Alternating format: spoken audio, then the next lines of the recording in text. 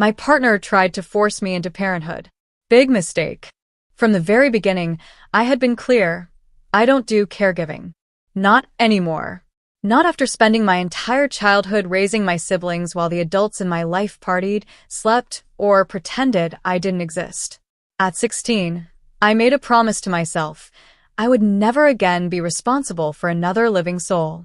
Therapy helped. Boundaries helped. Choosing a child-free life helped.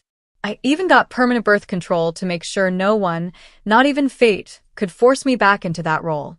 For years, my life was calm, quiet, predictable. My partner and I had a system that worked. I earned the income, they managed the house on their good days, and on the bad days, I stepped in without complaint.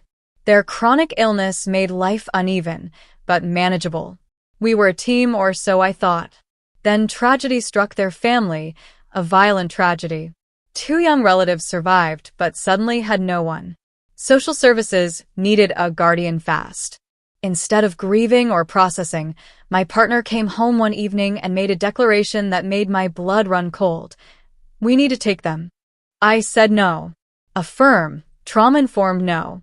I explained my history again, the panic attacks, the nightmares, the shaking hands, the full-body flashbacks. I cannot live with kids. Not without breaking. But they didn't care. They kept repeating the word family, the word that felt like a bruise on my skin. The argument escalated until they finally threw an ultimatum in my face. Either we take them, or we're done. They expected begging, tears, a compromise. What they got instead was silence. Then, calm agreement. Okay, I said. You can pack your things tonight. I watched the realization hit them like ice water. They would lose the house, my inherited home. They would lose financial stability. They would be alone with 2 traumatized children they physically could not handle. Disability checks don't stretch far, especially when grief and therapy are involved. They tried to backtrack immediately, apologies, pleading, bargaining, but an ultimatum is a weapon. You don't get to fire it and then pretend the bullet didn't land. I filed within 48 hours. 2 weeks later, social services reviewed their medical records and decided they were unfit for guardianship.